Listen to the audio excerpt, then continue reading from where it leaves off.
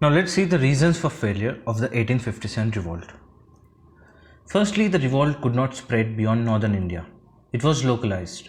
And even from this area, many rulers and chiefs, including the Scindia of Gwalior, Holkar of Indore, rulers of Patiala, Sindh and other Sikh chieftains, the Maharaja of Kashmir and the Rana of Nepal did not participate. Many of them in fact supported the British in return for certain assurances.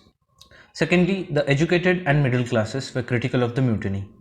They believed British rule stood for modernity and revolting against them epitomized backwardness. The third reason was the British formed a concerted program to suppress the 1857 mutiny.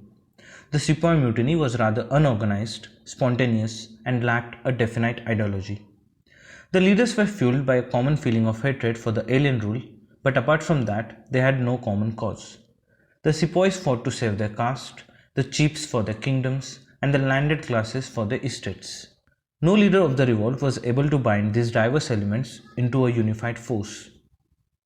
And lastly, compared to the superior weaponry and strategy of the British, the warfare techniques used by the sepoys were outdated.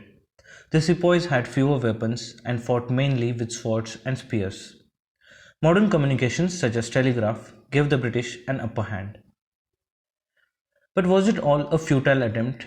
No. Even though the revolt failed to achieve its final objective, it gave a massive blow to the Britishers. The empire was shaken and tremors were felt back in London.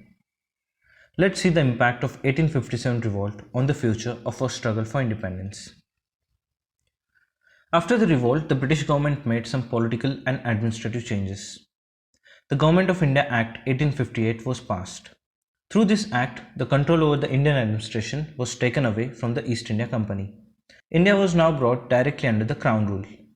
The post of Governor General was redesignated as Viceroy, meaning the royal representative. A Secretary of State for India was appointed in Britain. He was given the responsibility of affairs in India. The Queen's proclamation promised to discontinue the practice of annexation and recognize adoption. The people were assured of religious freedom. The Talukdars of Awadh were reinstated to their estates. Through the Indian Councils Act 1861, Indian members were included in the Viceroy's Legislative Council. Indians were allowed in the civil services and the exam was held in London. To avoid another sepoy mutiny, the Britishers made some changes in the military.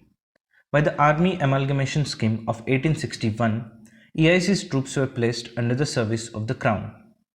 Number of Europeans were increased in the army. Most of Indian artillery units were disbanded. All effective weapons were placed in the hands of European soldiers. Different classes of soldiers were mixed, and all the important posts in the army were reserved for the Britishers. The revolt of 1857 had a positive impact and also a negative after effect. On the negative side, the revolt had worst after effects.